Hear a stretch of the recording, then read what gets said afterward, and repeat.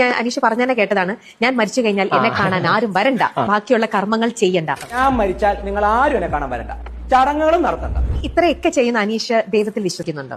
വിശ്വാസിയാ. പക്ഷെ ദൈവത്തെ വിശ്വസിക്കുന്നുണ്ടെങ്കിൽ നമ്മൾ കർമ്മത്തിലും ബാക്കി ചെയ്യുന്ന കാര്യത്തിലും നമ്മൾ വിശ്വസിക്കുന്നുണ്ടല്ലോ. പക്ഷെ എന്തുകൊണ്ടായിരിക്കും അനീഷ് അത് വേണ്ട എന്ന് തന്നെ തർക്കിച്ച് പറയുന്നത്?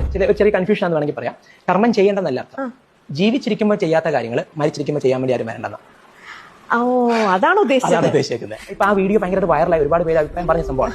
അതായത് നമ്മള് ഹോസ്പിറ്റലിൽ നിൽക്കുന്ന സമയം നോക്കുക, ഒരാൾ മേലെ കിടക്കുന്ന സമയത്ത് കൂടെ നിൽക്കാൻ ആരും കാണത്തില്ല. അപ്പൊ ആ സമയത്ത് ചോദിക്കുമ്പോൾ പറയും, അയ്യോ ലീവില്ല, സമയമില്ല, തിരക്കാന്നൊക്കെ പറയും. ആള് മരിച്ചാലോ? പിന്നെ 16 ദിവസം വീട്ടിൽ നിൽക്കുക, അടിയന്തരം വരെ. അപ്പൊ എങ്ങനെ ലീവ് ഉണ്ടായി? അപ്പോഴെങ്ങനെ സമയം ഉണ്ടായി? ജീവിച്ചിരിക്കുമ്പോൾ കാണിക്കാത്ത സ്നേഹം മരിച്ചു കഴിഞ്ഞാൽ എന്തിനാ കാണിക്കുന്നത്?